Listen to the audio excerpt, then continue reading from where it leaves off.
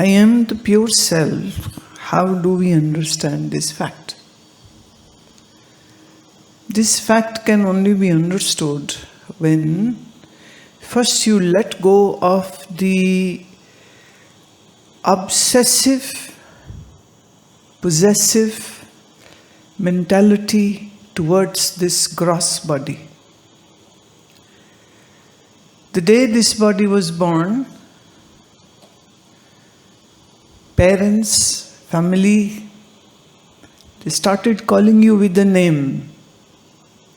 And then you took that name as, that's my name. And if you just watch little closely, the behavior of the children, like when they are 3, 4, 5, sometimes even by 7, although this age is now, this kind of behavior is now receding age-wise.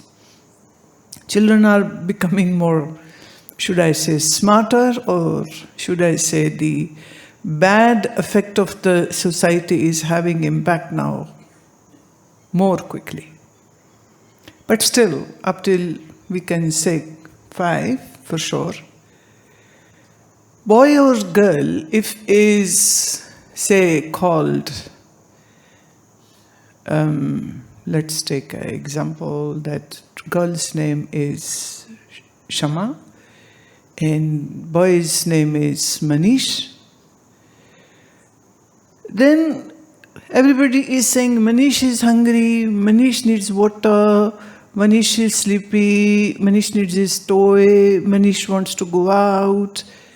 People are talking to the boy with the name, and then this boy begins to also talk about him with that same name. So he says, Manish is hungry, give me food. Give Manish food.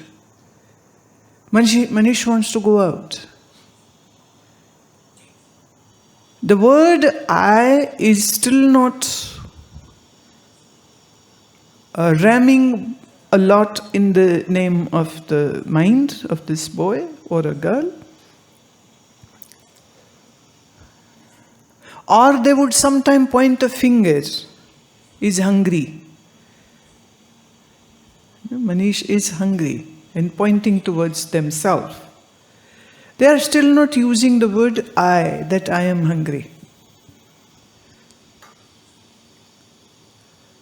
So the name is given by the society, the name is being spoken hundreds of times in a day, that soon the psyche of the child begins to adapt that name to coincide with me. So slowly, as others are talking, I am hungry, without taking their name, soon the child will switch the word from his or her name to I.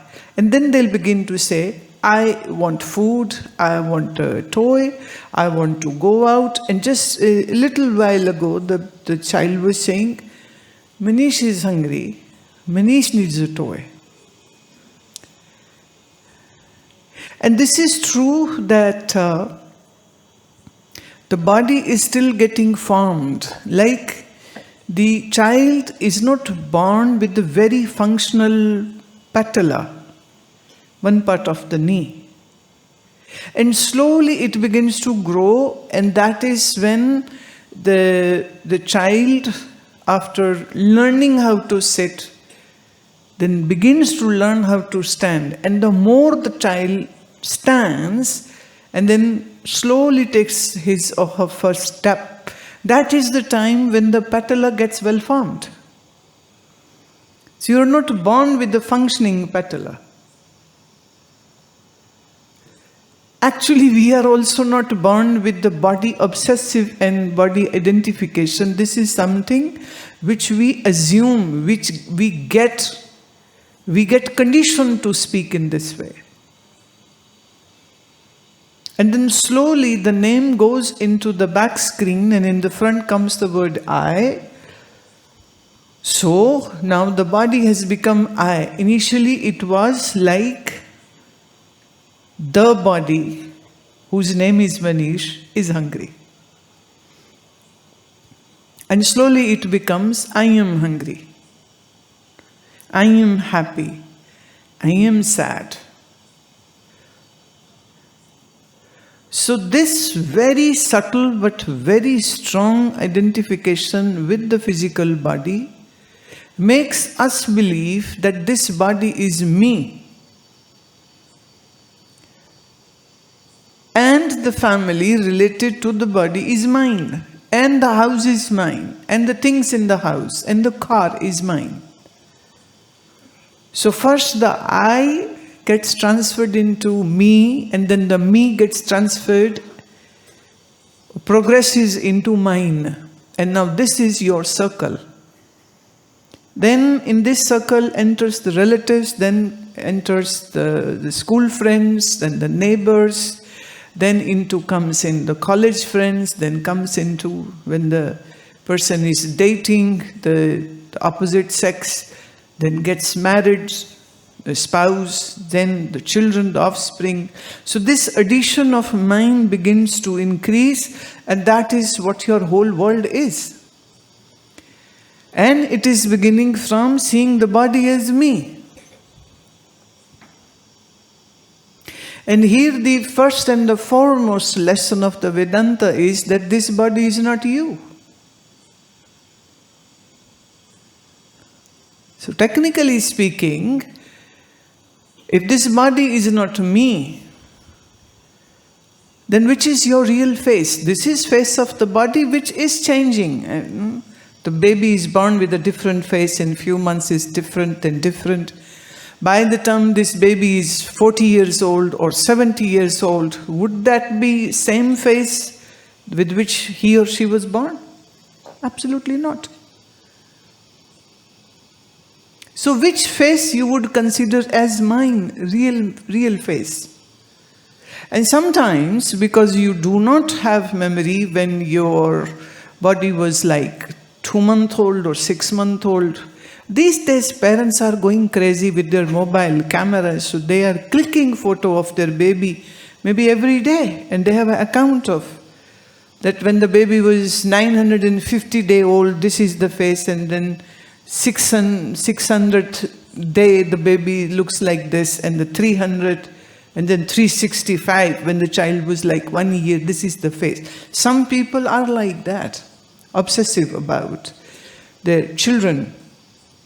So they might have a very good record, but if that baby is never shown his early photographs, and later on his parents show him his own photographs, would this person recognize that this is me? Because there is no memory, there is no recollection of that face. And then if somebody says, no, it's you, it's your, you are being carried by your mom, it's your uncle who is carrying you. So no, it doesn't look like me, but it is you. So other than believing your parents, you have no option. You have no option. So if your age is today 40, then multiply it with 365 days per year. So how many days, and say if we could possibly bring all the photographs in front of you, would you definitively recognize all the faces? No. And yet you have the sense that this body is me. How come the body changed, but your perception that this body is me never changed? Body changed, and yet you say this body is me. So if this body is not me, then this face is not my real face. Then height and weight of this body is not mine. Then relatives of this body are not mine. Then to whom do you belong to? There have been so many instances where individuals had the past memory past life memory with them. It just happened, I think so, a week ago. Somebody here in Haryana, the boy always had the memory, and he would say that this is not my house is in so-and-so village, and in that, this is name of my father, there my wife is there, my children are there, and this boy is himself 4 years old, and he is giving all the detail. And one fine day, the parents said, let's check, and then they checked, and they found that person's house is there, wife is there, children are there, the parents are there, everybody is there. Then they asked, how did this man died? The lady said he was trying to board the bus, his foot slipped, and he came under the tire of the bus, and that's how he died. And that's what this boy was telling. I died in an accident. Then they brought this lady to their house. And the moment she entered, this 16-year-old boy takes the name of this woman and calls her, you have come here, my wife, to see me. And then he named all the children. By name he is asking, how are they? Then by name he is saying, how is my father? The whole family was bewildered. It's not possible. There were certain things, every couple has some secret, every couple has some moments which only they know. This boy started talking about those moments to this woman. And he's still calling her as my wife. And the wife and this lady is so shell-shocked, doesn't know how to react. How to react? 16-year-old and all the memories are there. So now this boy finds it very difficult to be in this new family, in this new house, and is very adamant to go back to his so-called real family. It's not a Puranic story which I am telling, it's something which has just happened. And there are some more than 35,000 past life memory stories in record in Harvard and another 25,000 in Stanford, which they have researched.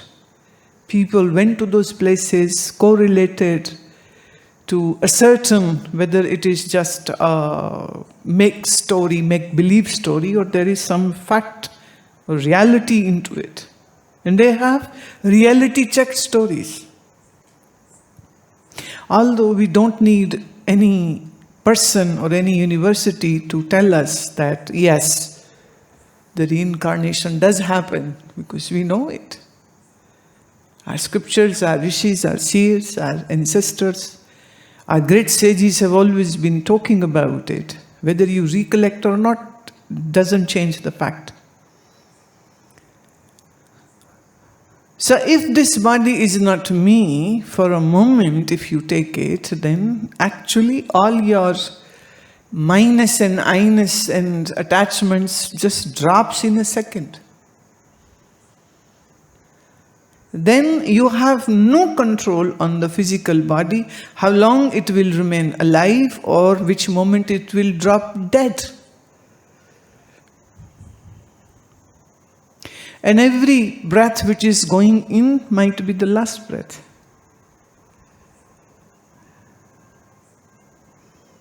So bringing this reality into your understanding and seeing this body as not me, then this is something which you need to definitively explore. Then what is your reality? Forget about what scriptures are saying. You have to know realistically and experientially whether there is your existence with or without the body. And that is what the search which I believe the humans, until they do this, they can't have contentment and sense of attainment. Because if you have lost your own identity, then you might have whatnot, and yet you are lost. Today I was reading this story of a very famous actor who just passed, American actor. He made some 130 million US dollars in span of 8 years. He kept on buying many houses and condos and selling and then buying and then selling and then buying and then selling and drinking alcohol right from 15 years of age. Couldn't understand why he has this drive to drink that much that he loses his sense of being. And in spite of being famous and in spite of doing the best of his work in a sitcom and films and making so much money, he couldn't have a good relationship, couldn't marry, didn't had any children, and was just toying with his life without understanding or knowing. The truth is, if you don't know who you are, how can you be peaceful? The body is borrowed and so is your lifetime of this body. And if you don't have the inner awakening, then no amount of money or fame or power can bring you to a sense of contentment. So the mind begins to punish the person because mind is lost, mind is upset, mind doesn't know what to do, it's total empty feeling, total lost feeling, and no amount of physical friends or partying or substance abuse which people tend to do. And then they end up sinking, dying in their own bathtub, and they drown in that, and they die in that. So I was really wondering that why people live this type of pathetic life, and the answer is so clear. Because if you do not know who you are, and if you do not realize your own reality, this is going to be the state of the person, whether rich or poor, married or not, children or not, fame or no fame, doesn't make any difference. When you say, I am, then what this I is? If it is body alone, then body is a changing, ever changing. And then you have no command or power onto how long this body will be alive and which moment it will just drop dead. And then what is death you don't know, and what is life you don't know. So life surely will be very pathetic. Surely it will be unhappy. Surely it won't give you the peace which every mind is looking for, the real joy which everyone is looking for, irrespective of your race, religion, or culture, or civilization, doesn't make any difference. Who I am? Very pertinent and important question. And one should not be ready to take on to artificial answers, which some people tend to take in from scriptures. They borrow these revelations from the scriptures, and then they say, oh, I am Atma. Well, don't repeat it until you know it. Don't say it if you don't have an experience of it.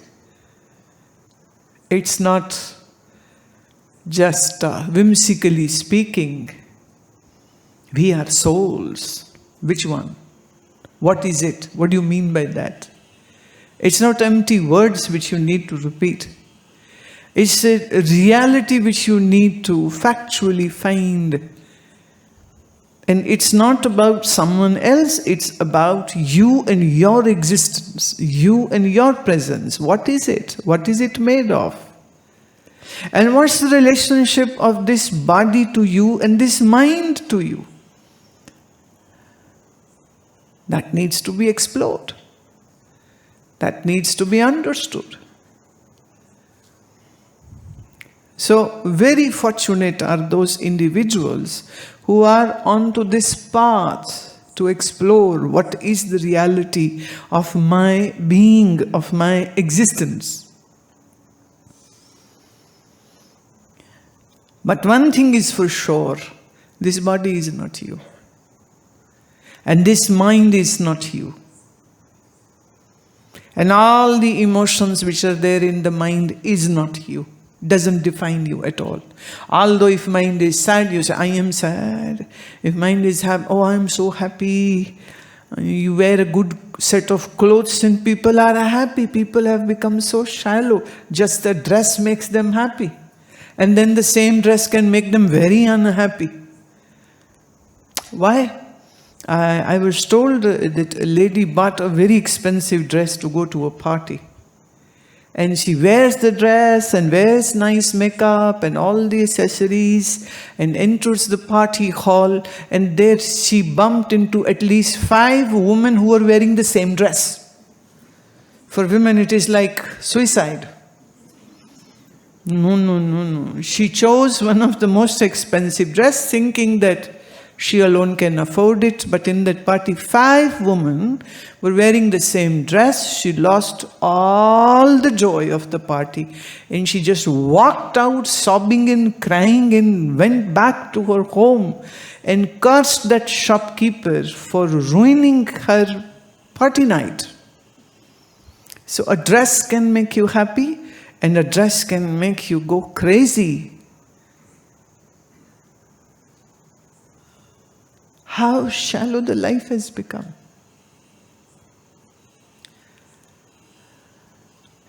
A necklace gifted by a husband accidentally was lost by the wife. So wife was crying and crying and crying. Husband came back from the office. Why are you crying? And then sobbing and sobbing, she says, oh, sorry, I'm so sorry, I'm so sorry. I have lost that diamond necklace which you gave me and I'm so sorry, I'm so sorry. And he said, forget it, it was dirt cheap. It was not real, it was fake. And she said, what? She picked up her slipper and started beating the husband. She said, from last 5 hours, I have cried so much that I have made such a loss because of my stupidity. And here you tell me, you dare to give me a fake necklace on our anniversary? I'll kill you. The husband was then running on the street and the wife was following him with the stick in her hand and she really wanted to break his skull.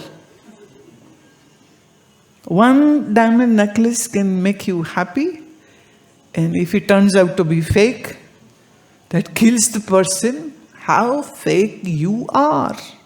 How shallow you are. Things and objects and jewelry makes you happy, and things and objects and jewelry can, loss of that can make you go so broken and sad. And the amazing thing is this, that this body which you were decorating with the dress and the diamonds and the shoes and the purse is not you. Is not you. And if you don't even know who you are, then what to say about your credibility? This body is just a constituent created with the basic 5 elements, and it is nurtured by anna. Anna means grains. It is nurtured by grains, it is nurtured by the pranic force, it is nurtured by element of air and fire and water. You know, it's very, very odd that just if the sodium level goes down in your body, you will get so sick and you need to be hospitalized. And if the potassium level goes down, it becomes a serious condition. Because if the potassium is going down and the sodium is going down and the creatinine is going up, it's a sign of the kidney failures. The complications can be so. The person dies sometimes because of this. Why did the person die? And I was talking to somebody. He said, oh, everything went down. Sodium went down. Water was too much. Water couldn't be resolved. Lungs had water. The legs had water. And it was all water retention in the body. And the kidneys were holding the water. And then infection happened. And then septicemia happened. And the person died. Well, it's just a good balance of all the 5 elements with the pranic force that body is functioning. And know this body is not you.